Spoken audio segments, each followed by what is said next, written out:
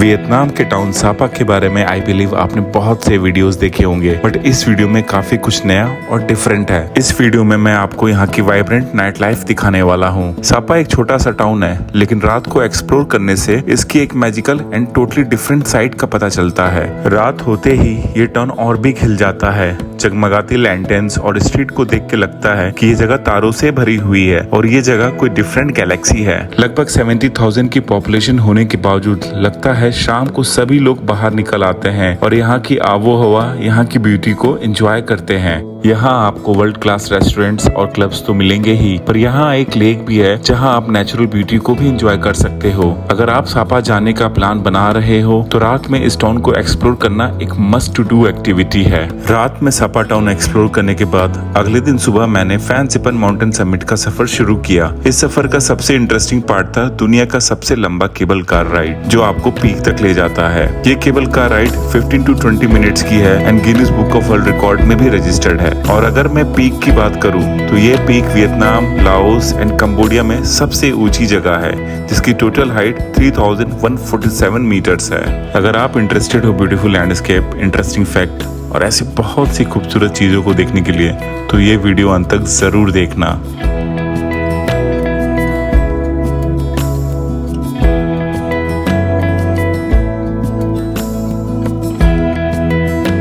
कैटकैट village explore करने के बाद जब मैं वापस सापा टाउन आया तो यकीन मानो रात में ये टाउन बिल्कुल अलग ही दुनिया लग रहा था। मैं थोड़ा थका हुआ था, लेकिन यहाँ का नजारा देखकर मैं खुद को रोक नहीं पाया और डिसाइड किया कि रात को भी ये टाउन मैं एक्सप्लोर करूंगा। जगमगाती लैंटर्न्स, लिट स्ट्रीट्स और पीसफुल एम्बियंस के साथ सापा रात को एक अलग ही चार्म दिखाता है। टूरिस्ट यहाँ नाइट मार्केट को एक्सप्लोर कर सकते हैं, कोजी कैफेज में लोकल क्यूजिन का मजा ले सकते हैं या फिर लेक के पास रिलैक्स कर सकते हैं। इनफैक्ट यहाँ पर कुछ बार्स में लाइव ट्रेडिशनल म्यूजिक भी होता है या फिर आप स्ट्रीट म्यूजिक को भी एंजॉय कर सकते हो। Excuse me. Dạ mô tả bóng ảo là. Excuse me. Any idea where is this? Qua đồ. No. Okay. Who can tell? Any idea where is this lake? This lake. Straight. First left.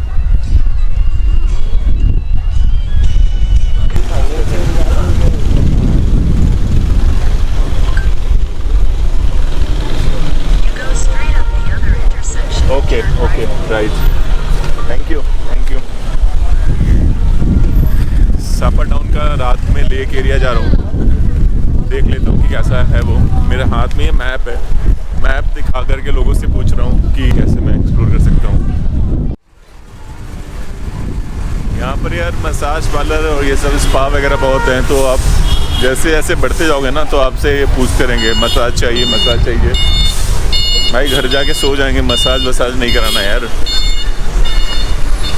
कल मैं Hanoi में था, Hanoi का beer street थोड़ा happening था। Sapa town का ये market भी हैपनिंग है। टूरिस्ट भरे पड़े हैं यार, मतलब वियतनाम की जो इकोनॉमी चल रही है ना वो पूरे टूरिस्ट से ही चल रही है। अच्छा है, अब तो और भी ज़्यादा बढ़ गया है इंस्टाग्राम, यूट्यूब की वजह से।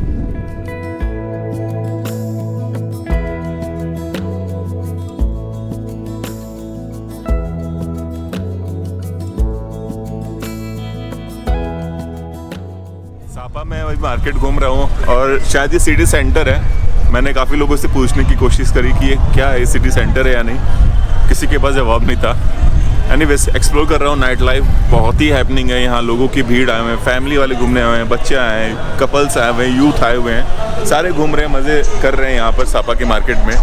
और सापा में जो ये सिटी सेंटर जो मुझे लग रहा है उसके बगल में ये चर्च है, इसलिए एक दो लोगों से मैंने पूछा, उन्होंने बोला इसका नाम है स्टोन चर्च। अब जो बोला वो मैं मान लेता हूँ, बट एक बार वैलिडेट करके अगर कुछ इन्फॉर्मेशन मिला तो डाल दूँगा। सापा मार्केट में यहाँ पर इतना बड़ा सा एम्फी थिएटर सा बना हुआ है, काफ़ी बड़ा एरिया में एम्फी थिएटर है एंड बहुत लोग की बैठने की कैपेसिटी यहाँ पर। तो अगर कुछ इवेंट होता होगा, कुछ उनको शोज़ कराने होते होंगे तो यहाँ पर वो इजीली करा लेते होंगे। आगे स्टेज सा भी बना हुआ है और काफ़ी लोगों के बैठने के लिए एम्फी थिएटर का सिटिंग अरेंजमेंट भी है। घूमते घूमते मैं सापा के उस एरिया में आ गया हूँ जहाँ पर आपको हर कुजीन मिल जाएगा।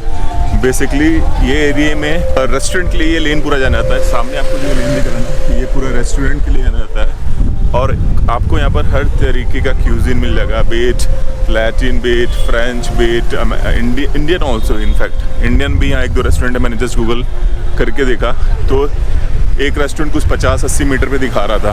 तो इंडियन खाना है एक दो यहाँ पर, सापा में रेस्टोरेंट है यहाँ पर, तो आप वो भी ट्राई कर सकते हो। फिलहाल ये है वो पूरा लेन। सापा में जब मैं घूम रहा था वहाँ का मौसम परफेक्ट था। वैसे सापा जाने का बेस्ट टाइम आप पे डिपेंड करता है। अगर आप ग्रीन राइस पैडी फील्ड्स देखना चाहते हो तो आपको समर में यानी जून टू अगस्त में जाना चाहिए, और यही आप अगर ट्रैकिंग करना चाहते हो तो आपको मार्च टू मई यानी कि स्प्रिंग में जाना चाहिए। टेम्परेचर माइल्ड एंड साफ होता है। दिसंबर टू फेब मौसम ठंडा होता है एंड कभी कभी यहाँ स्नोफॉल भी हो जाता है। खैर, इस खूबसूरत टाउन में वॉक करते करते मैं फाइनली जा पहुंचा वियतनाम के एक और फेमस लेक, होआंग सू फी लेक। मैं अभी लेक एरिया में बैठा हुआ हूँ। ये पीछे मेरे लेक है। धुंध काफ़ी हो गया यहाँ पर, धुंध की वजह से कुछ लेक ज़्यादा दिख नहीं रहा है, बट माहौल काफ़ी अच्छा है। काफ़ी लोगों का भीड़ भी है यहाँ पर। ये देखो, आप लेक देखो, डिम लाइट, धुंध, तो एक बढ़िया लुक आ रहा है, अच्छा लग रहा है देखने में। थोड़ी देर यहाँ पर बैठूंगा।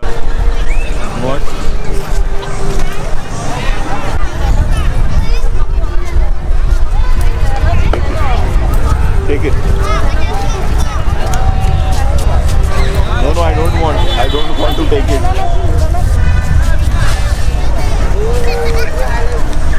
भाई ये बच्ची आके इसने मेरे हाथ में पकड़ा दिया, अब वापस नहीं ले रहे हैं। How much? 2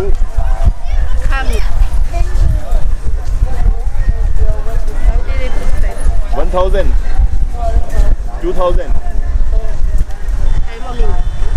Didn't understand.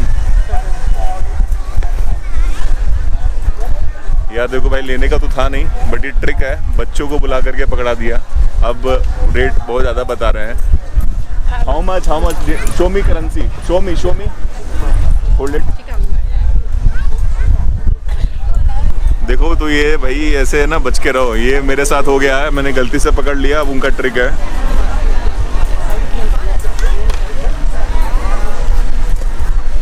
बेचने का ये बहुत ज़बरदस्त तरीका है भाई, हाथ में पकड़ा दिया। देखते पहले कितना बता रहे हैं, ज़्यादा बोल रहे होंगे। ये जो उनकी माँ खड़ी है शायद वो सबको गाइड कर दी, पकड़ना मत वापस लेना। और ये ट्रिक है, ये बच्चों को साथ में वैसे ही रखते हैं। How much?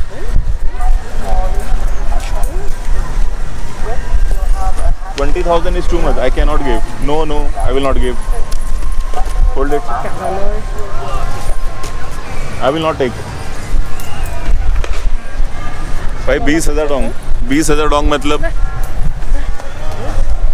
अब 10,000 रुपये आ गए। ये पहले 20,000 यानी कि इंडियन करेंसी में 66 रुपीज़ मांगा, अब 10,000 रुपये आ गए, 33 रुपीज़ का दे रही है। वेट, ये छोटी सी चीज़ 33 रुपये की। अब यार छोटे बच्चे बड़ा प्यार से दिया है, हालांकि ये गलत तरीके से बेच रहे हैं, बट क्या करें। तो यार मैंने फाइनली सोचा कि छोटे बच्चे हैं, दे रहे हैं, ले लिया मैंने बड़े प्यार से। मुझे नहीं लगा कि वो ऐसे मुझे चिपका देंगे। गलती इन छोटे बच्चों की नहीं है, इनकी माँ की है जो इनसे इस तरीके के काम करा रही हैं। बट मैं वो अब लूँगा भी नहीं और इनको ये दे रहा हूँ। यार जब अब मजबूरी होती है, ऐसी चीज़ें लोग करते हैं, पर ठीक है। आप कभी वियतनाम में आओ तो ऐसे प्यार में आके छोटे बच्चों से कभी कुछ ऐसे हाथ में ले मत लेना। ऐसी जगह पर सापा हो गया, या फिर कल जब बियर मार्केट गया था, अदरवाइज वो देना पड़ जाएगा आपको पैसे। कोई नहीं, होता रहता है। 10,000 डोंग मतलब 33 रुपये दिए हैं यार, मतलब 33 रुपये मेरा कुछ ना बनेगा ना बिगड़ेगा, पर उनको जो मिल गया इस चीज़ से उसका सेटिस्फेक्शन है मुझे। सापा टाउन को रात भर अच्छे से एक्सप्लोर करने में मैंने कोई कसर नहीं छोड़ा। क्या पता ये मौका दोबारा कब मिले। अगले दिन सुबह मैं सीधा फैन सिपन माउंटेन पीक एक्सप्लोर करने निकल गया। ये पीक लाओस, कंबोडिया और वियतनाम को कंसिडर करें तो इस पीक की हाइट सबसे ज्यादा यानी कि 3147 मीटर्स की हाइट है। इस पीक के आसपास सनवर्ल्ड नाम की एक कंपनी ने टूरिज्म को डेवलप करने के लिए अच्छा खासा टूरिस्ट इकोसिस्टम क्रिएट कर रखा है। आप जब सनवर्ल्ड फैन सिपन लीजेंड में एंटर करोगे तो आप नॉर्दर्न वियतनाम के अलग अलग एथनिक ट्राइब्स के रिक्रिएटेड कल्चरल विलेजेस को एक्सप्लोर कर सकते हो, जैसे हेमांग, दाओ, ते और जाफो। इस विलेज में आपको ट्रेडिशनल क्राफ्ट्स जैसे वीविंग और पॉटरी भी देखने को मिलेगा एंड साथ ही कलरफुल कॉस्ट्यूम्स और ज्वेलरी का डिस्प्ले भी होता है। एंड अगर आप लकी रहे तो आपको ट्राइबल फेस्टिवल्स और रिचुअल्स में किए जाने वाले परफॉर्मेंस भी देखने को मिल सकते हैं, जहां आप फोक म्यूजिक एंड आर्ट को एक्सपीरियंस कर सकते हो।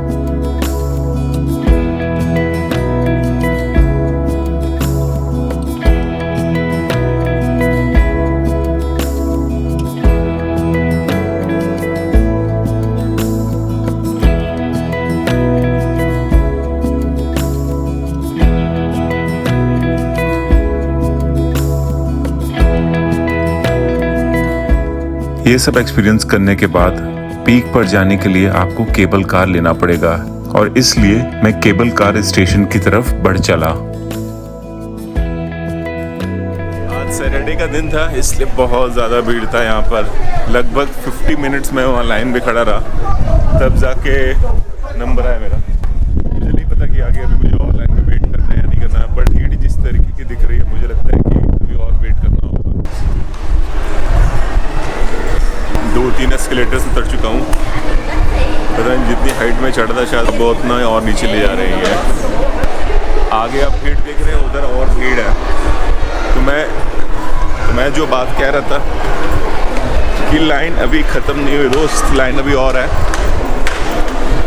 वीकेंड होने का ये थोड़ा सा नुकसान है कि अगर आप वीकेंड पे किसी भी टूरिस्ट अट्रैक्शन आते हो तो आपको ऐसी भीड़ एक्सपेक्ट करनी चाहिए, समय और लेके आना चाहिए। फाइनली केबल कार में बैठने जा रहा हूँ, स्टार्ट होने वाली है एंड काफ़ी लोगों की कैपेसिटी है इसके अंदर। आई थिंक 30 लोग के आसपास आराम से बैठे हुए इसमें।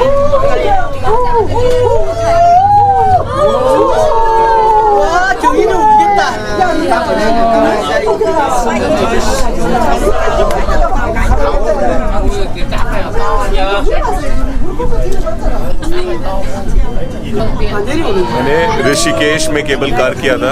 इसका साइज और हाइट इससे बहुत ही कम था। साइज इसका जो स्टाफ होगा उसमें हार्डली 4 या 5 लोग बैठ रहे थे, और जो माउंटेन्स की हाइट थी, जो पीक था वो कुछ नहीं था, वो फुट हिल था बेसिकली, इतनी ज़्यादा हाइट भी नहीं थी।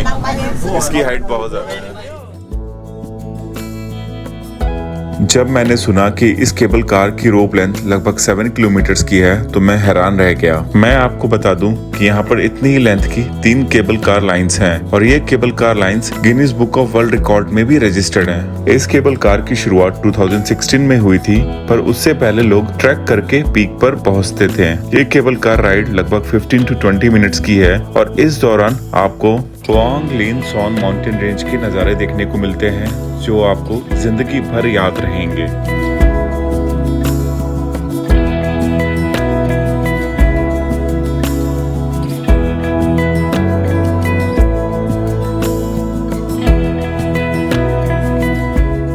राइड खत्म हो गई है, निकल रहा हूँ यहाँ से। मज़ा आ गया यार, कुछ डिफरेंट था यहाँ पर जब से आया हूँ।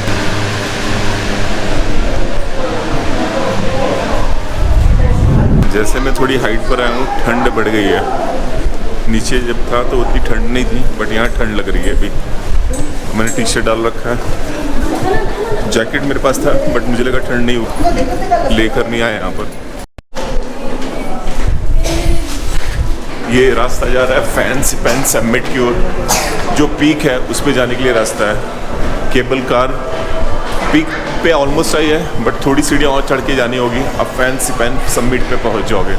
बस मैं वही जा रहा हूँ। एंड ऑब्वियसली टूरिस्ट अट्रैक्शन ने तो ढेर सारे ईटरीज बना रखे हैं, और जो मैंने अक्सर देखा है ऐसी जगहों पर ना, अगर आपको कोई पॉइंट एक्सप्लोर करना है तो जो जाने का रास्ता होता है उस रास्ते में ही ढेर सारी ईटरीज ये बना देते हैं।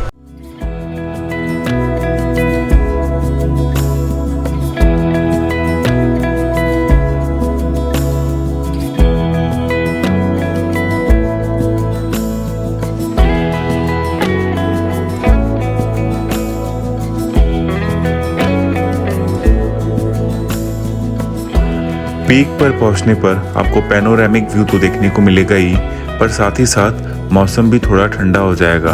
यहाँ पीक पर एक बुद्धिस्ट टेम्पल भी है जिसे वियतनामीज कल्चर में पगोड़ा बोलते हैं।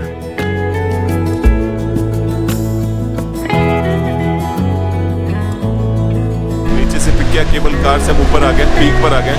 पीक पे थोड़ा एक्सप्लोर करा, घूमा, पीक को एंजॉय करा। अब वापस जाने के लिए भी एक केबल कार से ले जाते हैं। यहाँ देखो, तो केबल कार से ही आप नीचे जाओगे, वो अगेन आपको वो खूबसूरत बेहतरीन नज़ारे देखने को मिलेंगे।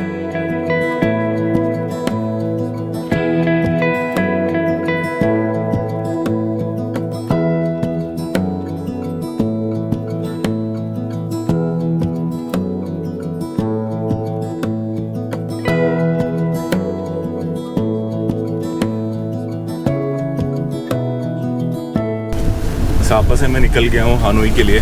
अभी लगभग 4 साढ़े 4 घंटे मुझे लगेंगे हानोई पहुँचने में। जिस ट्रैवलर बस में जा रहा हूँ मैं, मुझे इंडिया से हिमांशु मिले हैं। हेलो। ये पीछे बैठे हुए दिल्ली के रहने वाले हैं। तो इन्होंने मुझे देखा है इंडियन, तो हम लोगों के बीच में बातें स्टार्ट हो गई और दोनों का एक तरीके से कॉमन इंटरेस्ट है ट्रैवलिंग रिलेटेड। तो जब से बैठे हुए हैं ट्रैवलिंग के बारे में उनसे बातें कर रहे हैं और काफ़ी ज़्यादा सवाल जवाब हो रहा है। Anything you want to say? बिल्कुल। Hello all, Himanshu here. हाँ जी, तो अभी हम चूरधर के बारे में बातें कर रहे थे। तो ट्रैकिंग का दीपक को भी बहुत शौक है और मुझे भी। So Churdhar as a turns out is the common track जो हमने भी किया है recently and one of the most beautiful tracks. आगे भी बातें होती रहेंगी ट्रैक्स के बारे में, तो कीप वॉचिंग।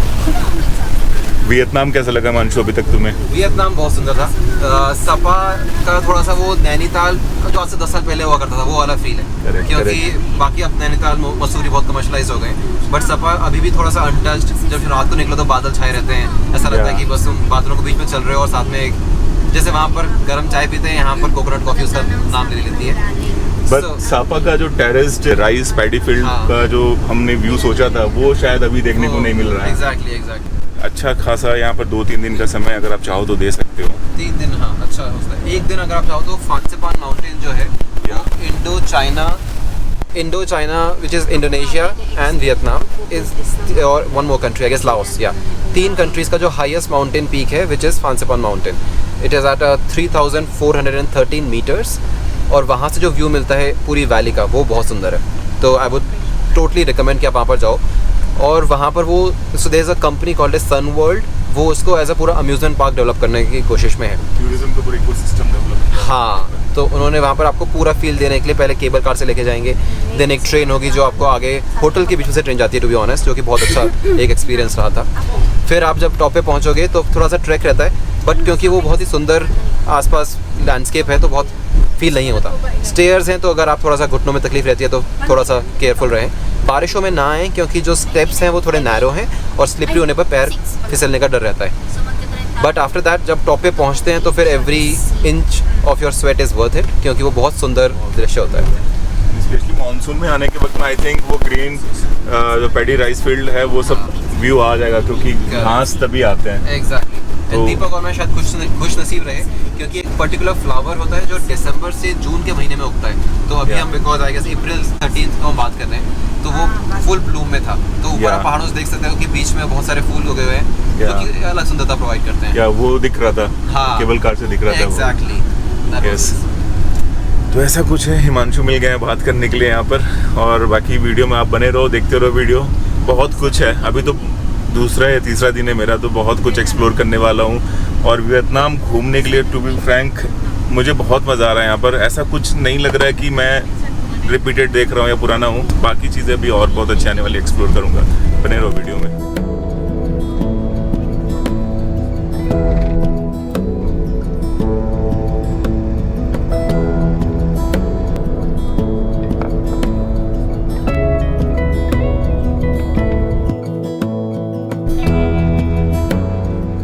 सापा से हानोई की तरफ बढ़ते हुए बीच रास्ते में लगभग हम 100 किलोमीटर के आसपास आगे बढ़े होंगे। तो बीच रास्ते में हमारी ट्रैवलर बस ये जो सामने खड़ी है पीछे, ये एक ढाबे पे रुकी हुई है। मैं वियतनाम में हूँ, ये ढाबा शब्द सही नहीं है, बट मेरे को इससे ज्यादा अच्छा कोई शब्द समझ में नहीं आ रहा था। देखता हूँ अंदर जाके सुपर मार्केट सा बना हुआ है, कुछ अगर पसंद आया तो वो ले लूंगा।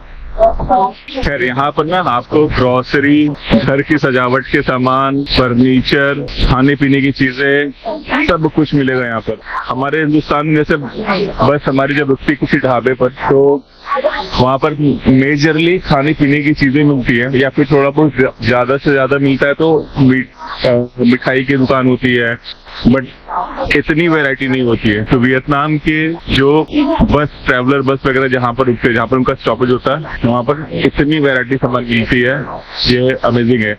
उधर तो रेस्टोरेंट है, चेयर और टेबल वगैरह लगे हुए हैं, तो खाने पीने का भी सामान उधर मिल रहा है। यहाँ पे अमेज कॉफी का कियोस्क लगा हुआ, उस पर मेन्यू देख रहा हूँ उनका।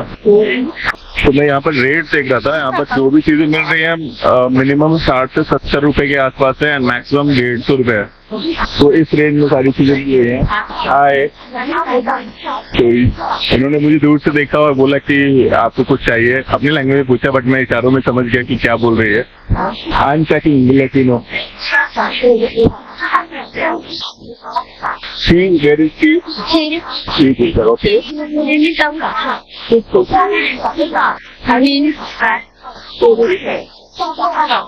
Strawberry mint all these are mixed? No mix. Single. 35,000 वियतनामी डॉलर में मुझे मिंट कोल्ड टी मिल गया। काफी बड़ा साइज है। अगर अपने हिंदुस्तान में मुझे लगता है कि इतने बड़े साइज का अगर इंडियन रुपीज में बात करूं तो 70 रुपए के आसपास हुआ। ये 70 रुपए का इतना बड़ा ये ड्रिंक मिल गया पीने को। Thank you. जिस स्टॉपेज पर मैं हूँ वहाँ पर मैंने एक चीज नोटिस करी कि यहाँ पर दूर दूर रूट से, काफी लंबे रूट से काफी बसेस वगैरह आती है। एंड बस तो है, साथ ही साथ जो उनके ड्राइवर भी है उनके लिए कुछ फैसिलिटीज है यहाँ पर। मतलब आप पीछे ये देख सकते हो कि ये टंकी लगी हुई है और ये टंकी से ये भाई साहब अपने गाड़ी को धो रहे हैं। गाड़ी धोने का ऑप्शन, या फिर जो ड्राइवर लोग हैं काफी लंबे रूट से आ रहे, थके हुए हैं, फ्रेश होना चाहते हैं, तो उनके लिए वॉशरूम वगैरह की भी फैसिलिटीज यहाँ पर अवेलेबल है। ये चीज अच्छी है और मुझे लगता है कि हमारे हिंदुस्तान के ढाबा में ये चीजें उतनी ऑर्गेनाइज नहीं है। अगर ये वहाँ पर भी ऑर्गेनाइज हो जाए ना तो काफी अच्छा हो सकता है हमारा ट्रांसपोर्टेशन सिस्टम। इस पॉइंट ऑफ व्यू से ड्राइवर्स जो घंटों घंटों गाड़ियां चलाते हैं उनकी जिंदगी थोड़ी आसान हो जाएगी अगर ऐसी चीजें हम अपने हाईवेज पर या ढाबों पर कहीं ना कहीं इम्प्लीमेंट कर ले तो ये मुझे लगा आपसे शेयर करना चाहिए। सापा को जैसे मैंने सोचा था, मुझे सापा उससे कहीं ज्यादा बेहतर लगा। यहाँ पर टूरिज्म के पर्सपेक्टिव से अभी तक सब कुछ लाजवाब लगा। इनफैक्ट यहाँ के लोग भी अपने मेहमानों का ख्याल रखना अच्छे से जानते हैं। खैर 5 घंटे का सफर तय करने के बाद मैं हनोई तो पहुँच गया, पर इससे आगे का सफर मैं आपको अगले वीडियो में दिखाऊंगा। अभी आपसे अलविदा कहता हूँ, तब तक के लिए लेट्स स्ट्रॉल।